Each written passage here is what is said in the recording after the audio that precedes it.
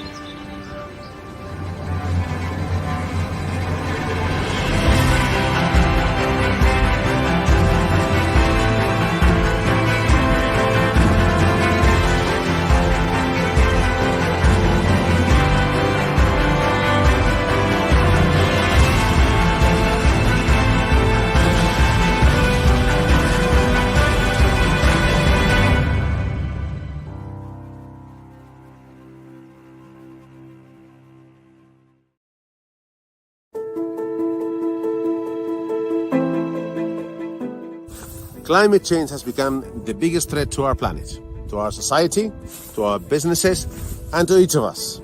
My name is Pancho Campo. I am 60 years old. I am a husband and the father of a son and a daughter. This is why I decided to create the Planet Future Foundation, a non-profit organization that will show you the impacts that the climate crisis is having all over the world. And most importantly, the solutions that are available to all of us. The Planet Future documentaries will take you and I around the world to show you how important it is to protect the most sensitive parts of our planet, such as this one, Greenland, but also the Antarctica, the rainforest, coral reefs, and the marine environment, even if they have nothing to do with our daily lives, our jobs, and our businesses. And I will do that only with my iPhone and a GoPro.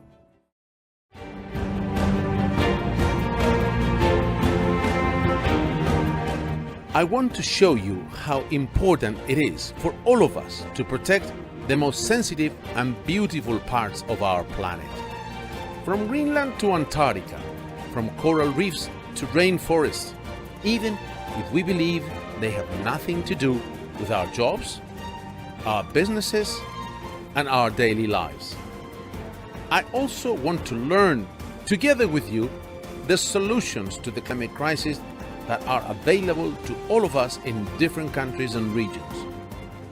My name is Pancho Campo, and my personal crusade is to show you, through the Planet Future documentaries, the impacts that climate change is having around the world.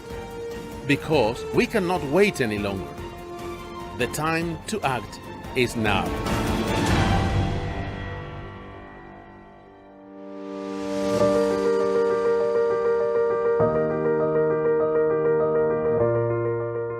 Since I was a child, the Arctic and the Antarctica have always caught my attention. I used to read with great interest about the expeditions of Amundsen, Shackleton, and Rasmussen. And I always had a certain fascination with Greenland, which has always been high up in my list of places I always wanted to visit. Climate change has become the biggest threat to our planet, to our society, to our businesses, and to each of us. When I became interested in studying climate change, visiting Greenland became a must because the Arctic has grown to warm twice as fast as the rest of Earth, with much of Greenland seeing a significant increase in temperatures of more than 3 degrees Celsius since 2015.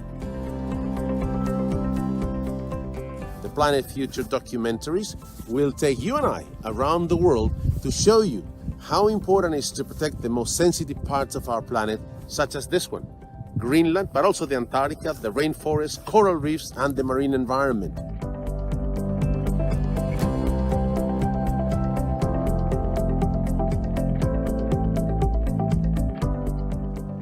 This is why I decided to create the Planet Future Foundation, a non-profit organization that will show you the impacts that the climate crisis is having all over the world.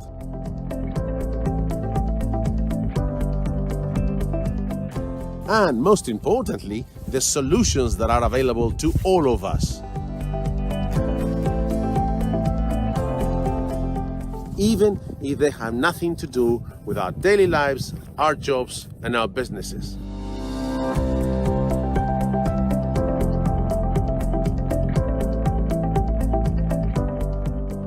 We want to encourage you to act as soon as possible, choosing the right leaders and demanding from your governments effective environmental policies. We cannot wait any longer. The time to take action is now.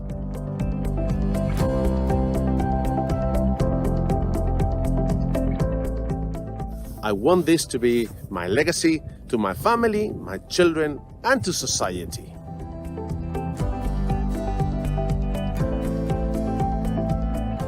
And I will do that only with my iPhone and a GoPro.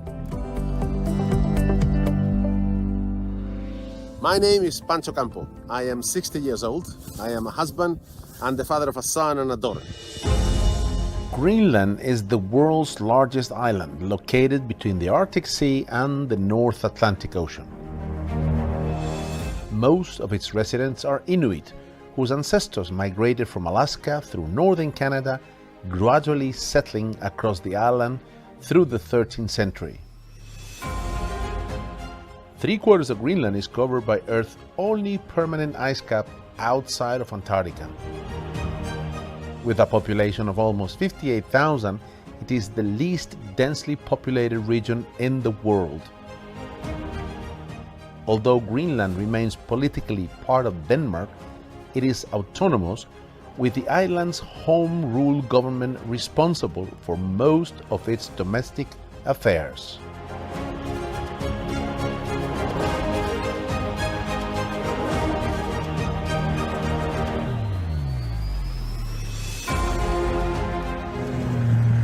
My trip to Greenland was organized with the support of Visit Greenland and with the help of Sven and Anja from Northern Explorers. However, it was my Inuit guide, Julius Nielsen, who helped me the most, took me around Tasiilaq, introduced me to his family and to the Inuit culture.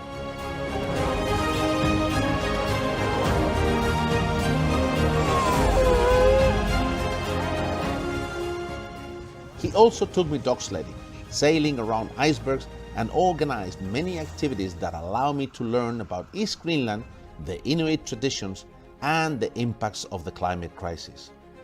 Julius is a true Inuit, born and raised in Greenland, proud of his roots and his ancestors. He is also a hunter, a fisherman, and a musher, the title given to the person who drives a dog sled.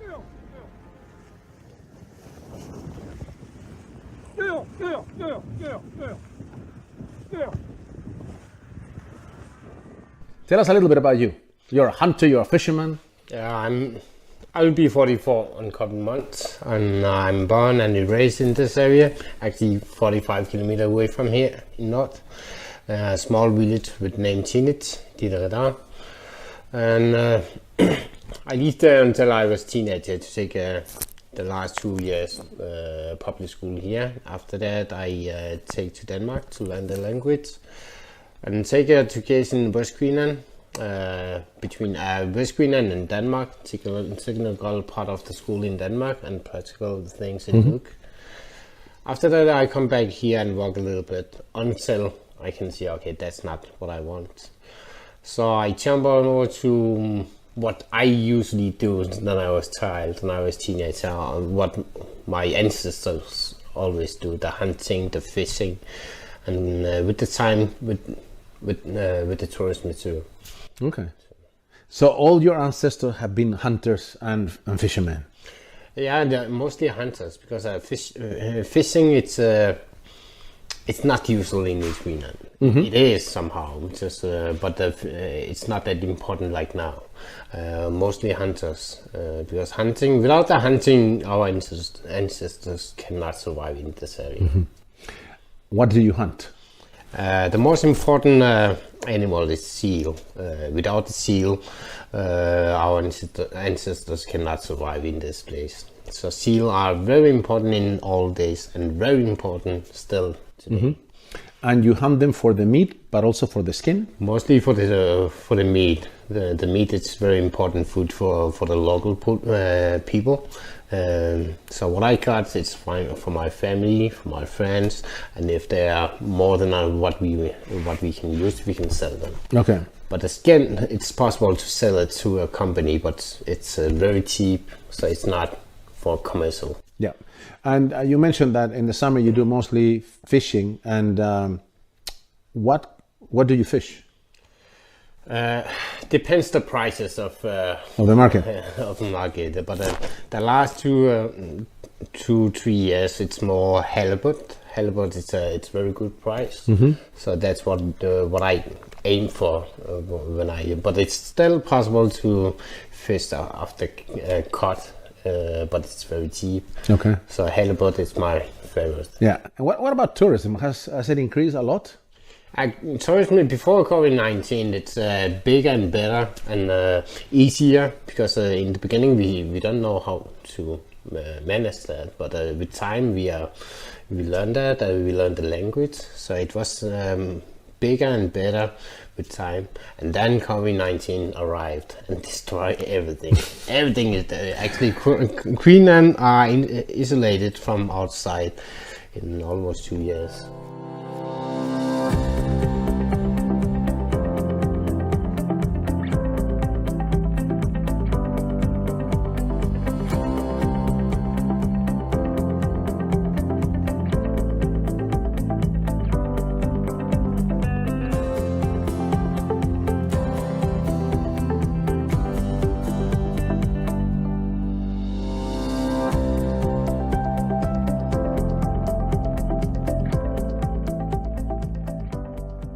The capital city of Greenland is Nuuk, and most of its population is concentrated along its western shoreline.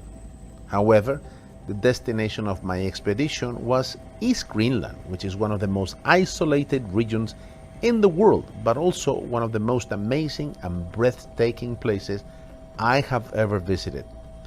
But getting to East Greenland was not easy. One must travel via Iceland, and from Reykjavik you must fly to the island of Kulusuk, which is a small settlement from where we took a helicopter to the town of Tasiilaq. Tasiilaq has less than 2,000 inhabitants, and it's only 100 or 105 kilometers south of the Arctic Circle. The name Tasiilaq means the place with a lake, and it's the largest town in eastern Greenland, also the gateway to pretty much every kind of experience Greenland has to offer. We work mostly with diving and other activities, nature-related activities, and it's an amazing area to work out in nature. Of course, diving is a quite special thing to do in the high Arctic. There's not so many people in the world who wish to dive in -2 degrees Celsius cold water. So of course most people visiting the area, they go for dogsled, for skiing, for snowshoe hikes. Actually there is more people crossing the inland ice of Greenland from east to west or the other way than coming for diving. So of course we're also involved in arranging other activities, but most of what we do is related to on the water and to wildlife activities. Winter season is more like for the winter people, you know, for the skiing, for the ski-doo, the snowmobile, mostly for the dog sled, hunting, fishing for people, culture, smaller villages, depends what they want. And many people arrive like a group. They take a trip like a group. They can ski from here to another village and back again another way. Depends what they want. And what about the summer? Summer it's more smooth. It's better because the transport it's much easier. When people arrive to cruise, we can pick them up by boat, and depends what they want. They can come to the town, they can take it directly to the camps or village. Depends on what kind of product they buy. Fishing, hunting, to beautiful places like ice fjord. And is it really green in the summer? Some pieces are green, but it's very rocky, but it's beautiful. Greenland is a huge island. The north side it's much more tough. The south part it's more green. Yeah. So. One of the most visible ways to monitor climate change in the Arctic is by looking at the extent of the sea ice, which is nothing else but frozen ocean water that forms, grows, and melts back into the ocean. Scientists study the amount of sea ice forming and melting every year, and it's an indicator of the condition of the climate. Greenland's huge ice cap, covering 80% of the island, is why it's a very important factor in the global climate system. This is the second largest of only two great ice caps on the Earth, the largest being, of course, Antarctica. Greenland's ice cap is more than 100,000 years old and up to 2 miles thick, accounting for what scientists estimate to be 8% of all of Earth's fresh water. If all this were to melt, it would raise global sea levels by more than 7 meters.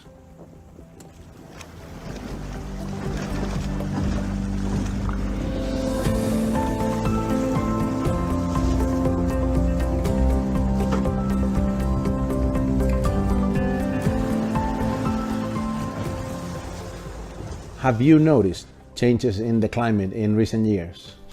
Yeah, I mean, our ancestors, how they tell about the past, they know the climate. It's always changing, but it's like a stable changing, like up and down, up and 10 years with that kind, 10 years with that another kind. But in our lifetime, it's something changing. It's a crazy changing to the other side, crazy changing to the other side. Summers are hotter and more dry. The winters, it's more crazy, windy. Actually, it's impossible to say next year the weather will be like this. Like this year, it's been crazy. So much snow. Just beginning of this year, the weather changing to the bad weather. And still keep going now. It's more extreme.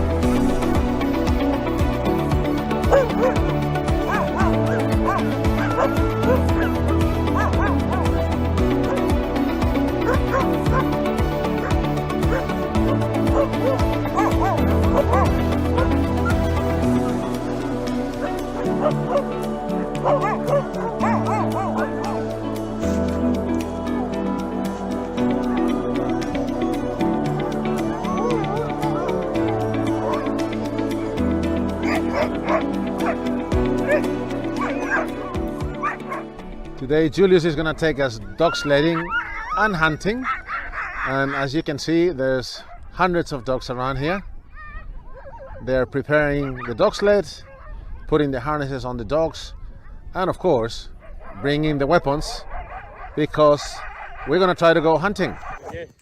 According to Julius, dog sledding in Greenland is a way of life. Today, snowmobiles have replaced dog sledding teams in most part of Greenland, but the importance of these dogs remains very visible.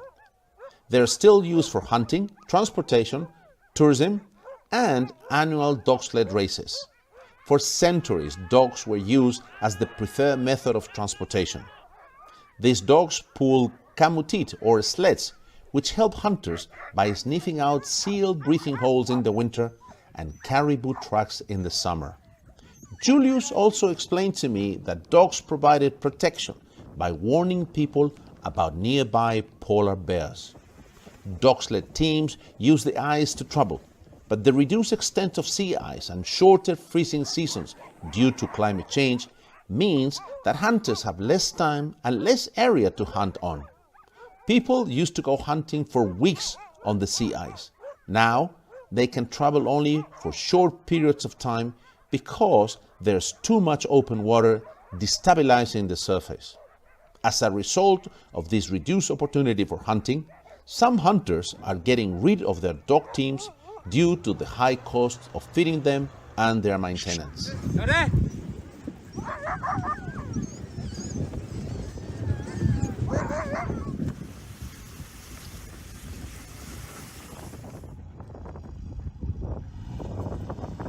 In the past 10 years, we have observed big changes in climate, which means like we get more extreme weathers, as we can see this season. So far, we had a lot of snowstorms late in the winter, a lot of canceled flights, very challenging ice conditions, snow conditions, because temperatures are going up and down.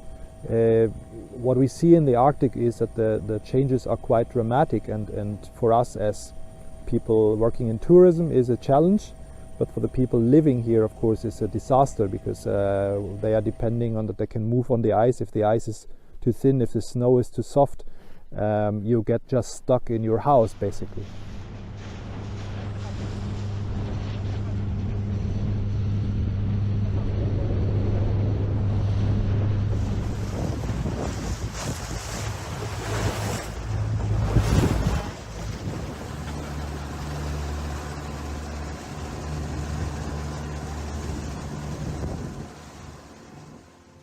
Diving under the ice and next to icebergs is something very extreme, and in the Arctic is a very demanding activity, both physically and mentally.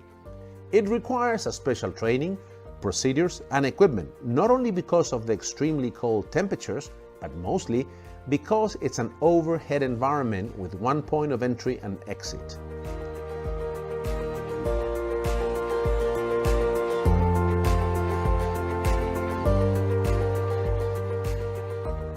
This type of diving is a specialty in East Greenland, where my hosts, Sven and Anja from Northern Explorers, have found the best diving sites in the area around Tasiilaq, both for diving under the ice and next to the icebergs. During my stay with Northern Explorers, I also met a group of expert divers and very interesting people.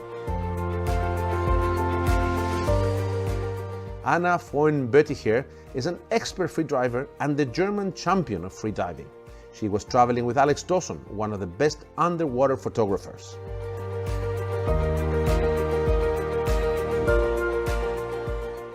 Greenland to me has always been a fascination due to the enormous icebergs you can see, and as soon as I heard about Northern Explorers and that they do diving under the pack ice with big icebergs frozen into the pack ice in the Bay of Tasiilaq, I just felt this is something I have to do. And I also heard that the visibility here is quite good. We can have anything between 30 meters and 70 meters in the winter time. The water temperature is really cold. It's -2 under the water, and it's usually quite challenging to get out on the ice and everything, but in the end it's definitely worth it because the sceneries under and above water here in Greenland are totally amazing. We included this type of diving during our expedition to study the local marine environment. Interestingly, next to a site where Inuits once slaughtered whales, but more significantly, to learn how ice behaves in response to the changing climate.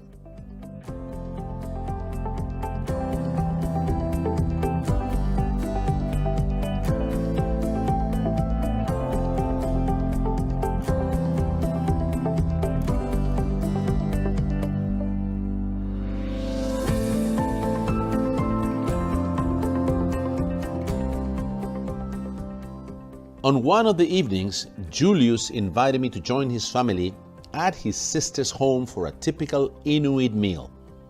These traditional Inuit foods include Arctic char, seal, polar bear, and whale, often consumed raw, fermented, or dried.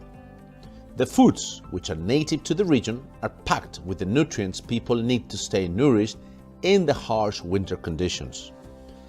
Tobias is Julius's brother-in-law and one of the most respected hunters in all the region.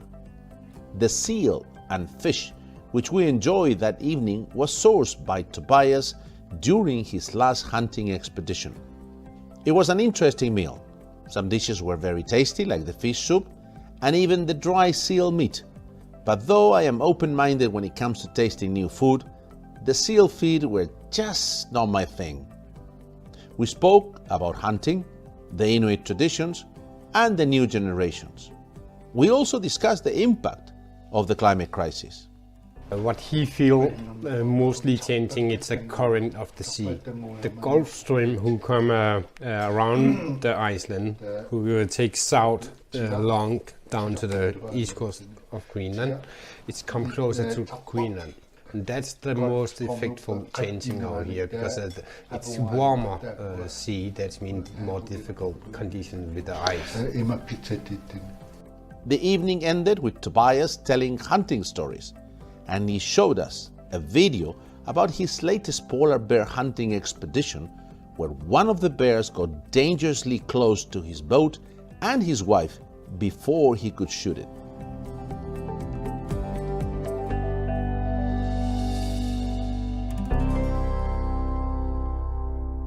At Planet Future, we can say that we have been the victims of climate change.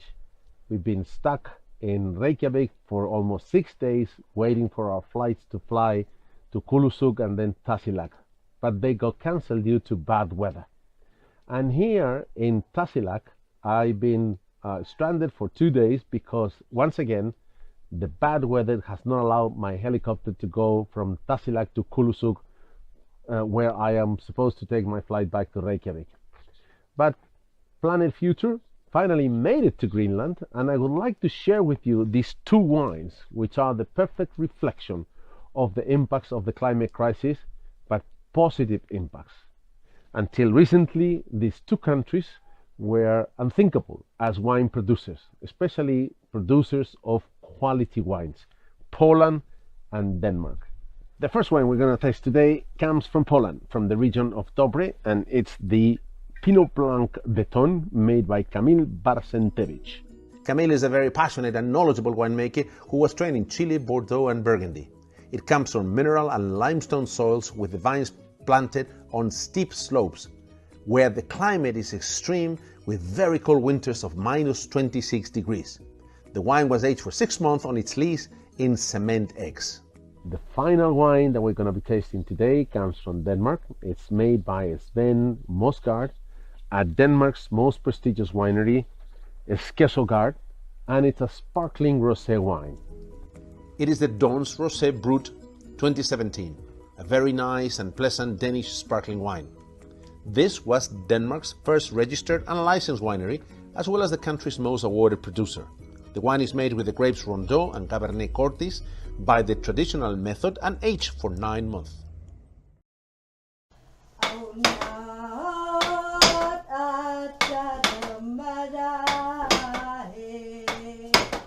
Drum dancing enjoys social, religious and cultural significance. The drum dance is performed with a frame drum, also known as kilat, made of wood, and the stomach of a polar bear. The songs have passed from generation to generation, and usually they are myths and stories about animals and people. Caroline, who was our drum dancer, explained to us that these dances were used in its time for many different purposes, during spiritual ceremonies and for entertainment, but also they were used as tools for resolving conflicts. Enemies were given the opportunity to express their dissatisfaction with each other through songs. The social purpose was to clear the air, but in some cases the battle was so humiliating that the loser would decide to move to another village.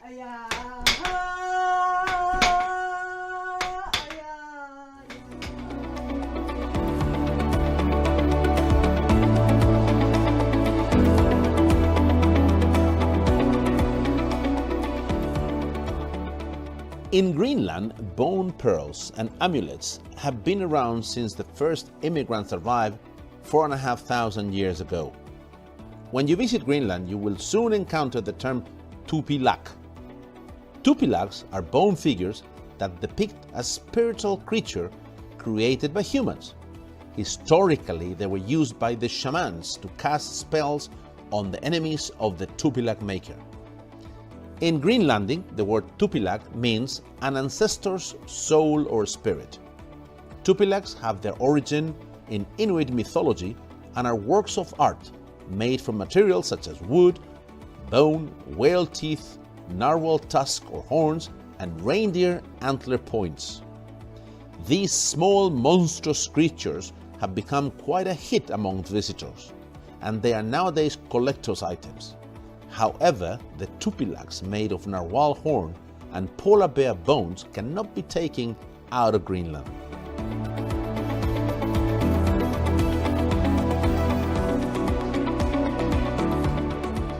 The main differences that I've noticed, and I would almost say I've maybe noticed them most back home in Stockholm, Sweden, is that we're losing the seasons. We can get really cold summers all of a sudden. We can get extremely mild winters. The snow, what I remember as a kid, you would have snow from October to April on a good year.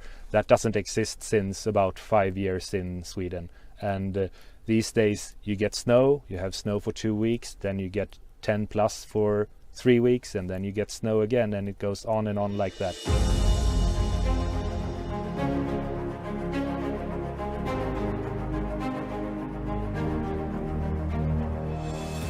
Although climate change has brought many challenges to Greenland and its people, numerous opportunities have become available as temperatures increase, the ice melts, and the climate becomes milder. Studies show that there are numerous rare minerals buried in Greenland's ice cap, which will become more accessible as the ice melts. Scientists predict Greenland possesses the largest deposit outside China of zinc, iron, uranium, gold, and other rarer elements.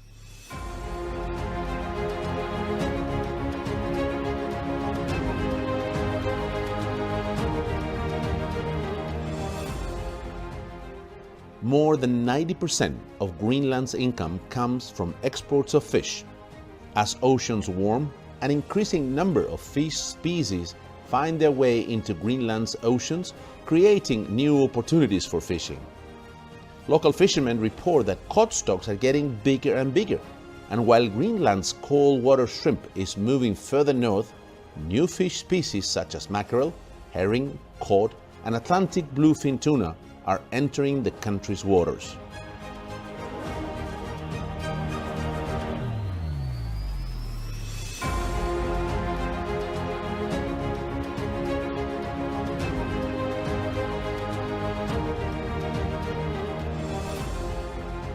Warming temperatures are also proving beneficial for the agricultural industry. As the climate becomes milder, the growing season gets longer, and there are more opportunities to produce crops for local consumption, especially in southern Greenland. diminishing the need to import them from Denmark or elsewhere in Europe. However, the weather is still very unreliable, and the industry is not big enough to sustain the whole country.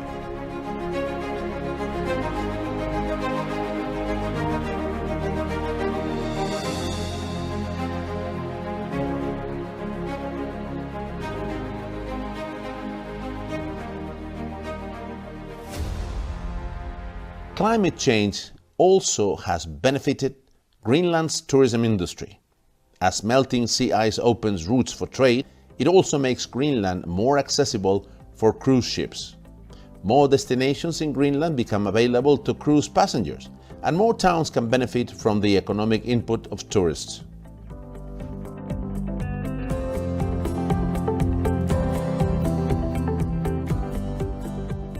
Although this was one of my most challenging trips ever, and a very demanding expedition, Greenland did not disappoint me. To the contrary, East Greenland combines some of the most breathtaking landscapes on Earth with lots of activities, extreme sports and excursions with the local Inuit culture. In winter, it's not easy to arrive or depart East Greenland, but the trip is worth the effort. Tasiilaq and East Greenland are one of the most magical parts of our planet I have ever been to, and an experience I shall never forget for as long as I live. This expedition was a great start for the Planet Future Foundation and its documentaries. But most importantly, it reinforced my belief on how crucial it is to protect the ice caps and the most sensitive parts of our planet from the climate crisis.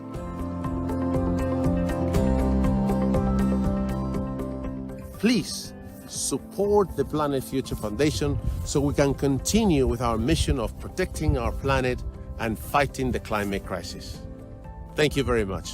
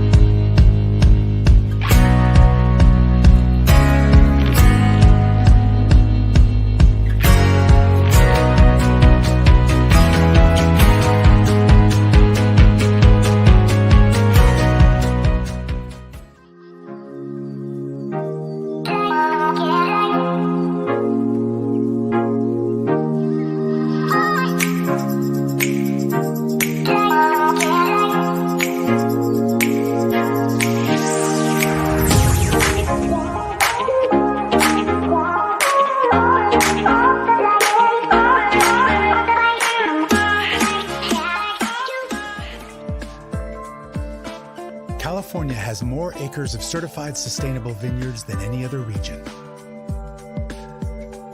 More than 80% of our wines are made in wineries that are certified sustainable.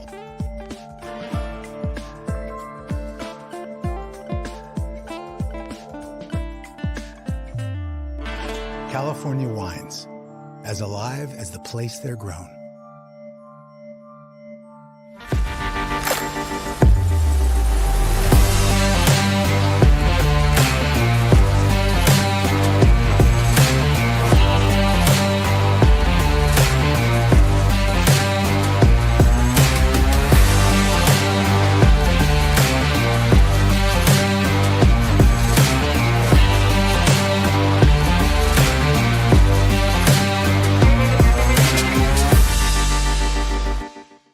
more than 30 years, Balzac Communications and Marketing has been a leader in wine and spirits marketing and public relations. Our mission is simple: to deliver tailored solutions for clients with values that align with our own. We guide our clients through the process of achieving their vision and transforming their business through sustainable growth, teamwork, transparency, and inclusivity. Sustainability is one of our core values, which is why we are honored to be a partner in Green Wine Future. We'd love to hear from you. Send us an email at contact@balzac.com to book a free consultation.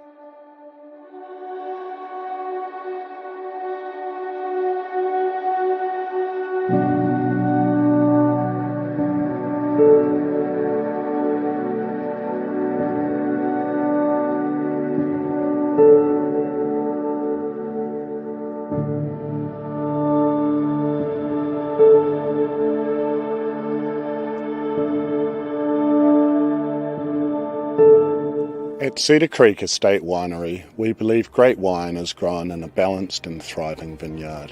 Our approach to wine growing is holistic, where a commitment to regenerative organic farming ensures our land and vines flourish. We improve our ecosystem by turning waste into compost, introducing honeybees to promote wildflowers and cover crops, which protect our precious soils and attract beneficial insects. Our animals also provide incredible benefits and bring something quite special to the property. Our wines now truly reflect our connection to the land. 99% of consumers don't know how to find wines matching their food, but 72% are likely to spend more on wine if they did. 58% of restaurant guests are likely to use the Wineally app themselves, hence reducing the need for restaurant staff. The Wineally Wine Matcher makes it possible to find the best matching wine, based on the chosen food and wine preferences. If you want to improve wine and dine experiences in your restaurant, increase wine revenues, and cut costs, please visit wineally.com.